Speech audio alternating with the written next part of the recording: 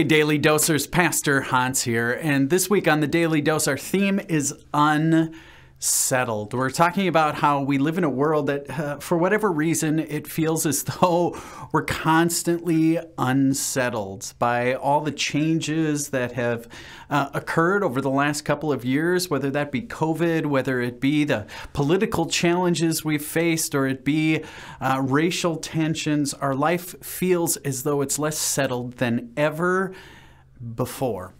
And here's what I know about myself. Maybe it's true for you. When life gets crazy, when life seems out of control and a little bit chaotic, I have one of two responses. I can either choose to embrace it and lean in, or if I'm honest, what I do far too often is I avoid it. Another word for avoiding something is it's simply denial. Social psychologists say that denial is when we regress towards things that make us more safe and comfortable. And so I want to start today by asking you this question. What do you do when life gets nutty? When things feel more than a little out of control? Are you someone like me who will binge watch a whole series on Netflix? I'll go home with my blanket, I'll shut out the rest of the world, and I will binge watch on Netflix. Are you a napper? Are you someone who goes home and just hides out in your bedroom? Maybe you, when life gets crazy, you get on your boat and you head out in the lake away from everyone. You throw your cell phone in the lake. You don't want to talk to anyone. Or maybe for you, when life gets crazy at home, when your marriage feels like it's on the rocks, or when your kids feel a little out of control, are you the one who works 70, 80 hours a week? Or maybe for you, it's you have a few drinks and then maybe a couple more. You see, this is what we do. Rather than embracing the chaos, we avoid it. We deny it. We don't deal with it. And really what we're doing is we're denying the pain. It's interesting, as Christians, we often have the tendency to do this very same thing. We say phrases when life is crazy, when something happens, the loss of a loved one, or a natural disaster, or something politically in the world blows up. We Christians have the tendency to just sort of throw our hands in the air and say, well, God's got it. It's another form of denial, another form of avoiding it. We say that God's got it all in God's hands, and so everything must be to God's glory. God must have a plan. It's just another form of denial, a form of avoiding. And so today what I want to wonder about is this. Our avoiding, our denial. It has everything to do with grief, doesn't it? It has everything to do with grief. There's a guy in the Bible, his name is Peter, and I often feel bad for him because he's the one who's sort of the poster child in the Bible for denial. Jesus is sitting at the Last Supper with his disciples. He turns to Peter and says, Peter, I hate to tell you this, but you are going to deny me 3 times before the rooster crows. I feel bad for Peter because here's the truth. They all denied him. They all did. But I want you to think for a minute about the situation Peter found himself in. Peter is at the table. He hears from Jesus. Jesus says, I'm going to die. He points to Peter, says, you are going to deny me. Peter said, there's no way. I'm your rock. I'm the one at your right hand. There is no way. And then what happens after that is Jesus is arrested. He's beaten, he's flogged. This new gathering of disciples that Peter had jumped aboard with, all of a sudden it feels as though it's disbanding, as though everything that he's invested his life in up until that point was worth nothing.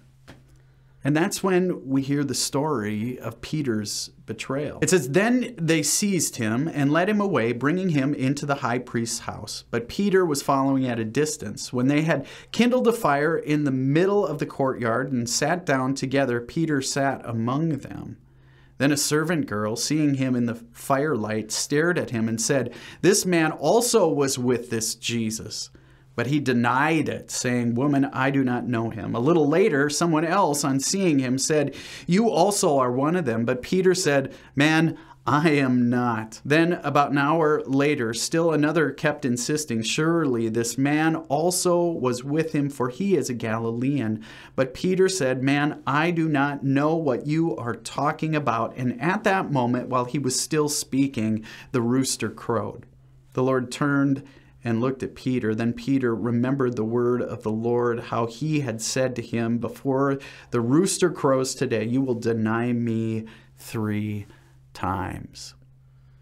It's interesting. C.S. Lewis, he wrote these words. He said, "No one told me that grief felt so much like fear." I imagine what Peter was feeling was fear. Fear and grief that the life that he had built around Jesus in this community, it was all crumbling. It was all coming to an end. And so it was not a surprise whatsoever that Peter avoided. He denied Jesus. You see, the problem with Peter is the same problem you and I have.